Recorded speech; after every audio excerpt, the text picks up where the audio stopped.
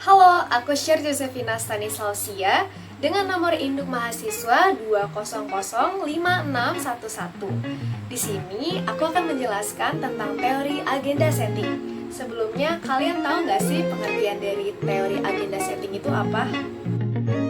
Teori agenda setting adalah upaya media untuk membuat berita.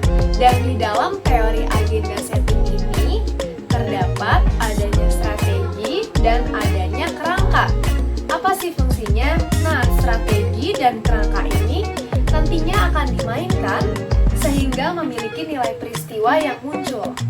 Teori penentuan agenda diterjemahkan sebagai andaian bahwa media massa mempunyai kebolehan dalam mempengaruhi pemikiran individu dan pendapatnya mengenai suatu isu.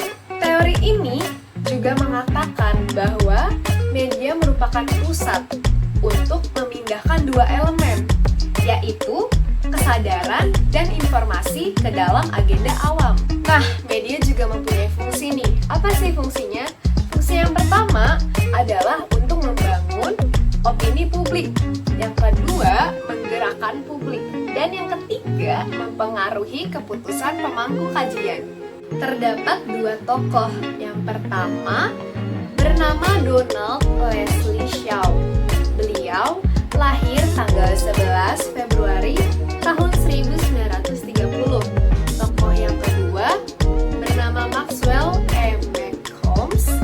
Dia lahir pada tahun 1983. Nah, beliau ini, McCombs, awalnya merupakan salah satu dari dua pendiri peneliti empiris pada fungsi agenda setting pers.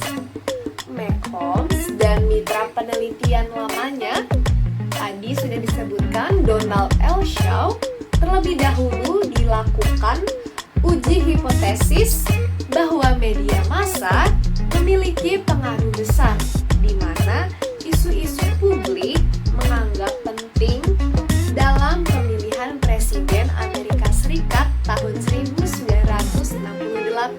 McCombs dan Shaw memperkenalkan teori agenda setting dalam tulisannya yang dimuat pada Public Opinion Quarterly edisi musim panas tahun 1972.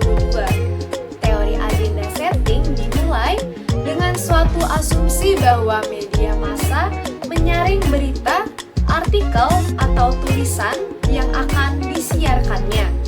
Secara selektif, gatekeepers seperti penyunting, redaksi, bahkan wartawan sendiri menentukan mana yang pantas untuk diberitakan dan mana yang harus disembunyikan.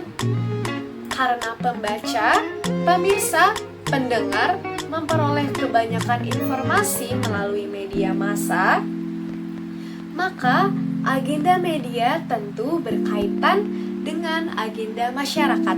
Contohnya apa sih? Nah, contohnya itu adalah ketika semua media massa memberi tumpuan terhadap berita COVID-19. Maka, kita semua nantinya akan tertumpu berbincang dan berbahas tentang berita COVID-19 atau isu COVID-19 tersebut. Dimensi teori penentuan agenda ada 3. Yang pertama, agenda media. Yang kedua, agenda publik. Dan yang ketiga, agenda kebijakan. Proses agenda setting ini menentukan prioritas bobot isu, yakni agenda media mampu memengaruhi agenda publik dan bagaimana publik itu menyampaikan. Lalu, peran pembuat kebijakan publik yang dianggap penting oleh individu, yakni agenda kebijakan. Tentunya media memiliki kelebihan dan kekurangannya masing-masing. Apa itu kelebihannya? Kelebihannya, media dapat menciptakan citra seseorang dengan membuat karakteristik pribadi tampak lebih penting dengan mengabaikan karakteristik media. Dan kekurangannya, karena kepentingan tertentu, media seringkali menyajikan isu-isu yang tidak sesuai dengan realitas yang ada. Jadi, pengaruh media membuat munculnya opini yang beredar dalam masyarakat dan membentuk opini umum.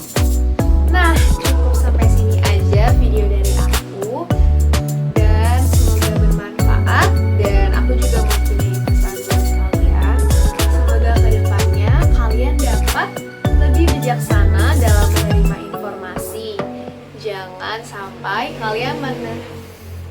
Jangan sampai kalian menerima informasi mentah-mentah. Siapa tahu itu cuma hoax dan kalian langsung mempercayainya. Oke, aku pamit undur diri. Terima kasih.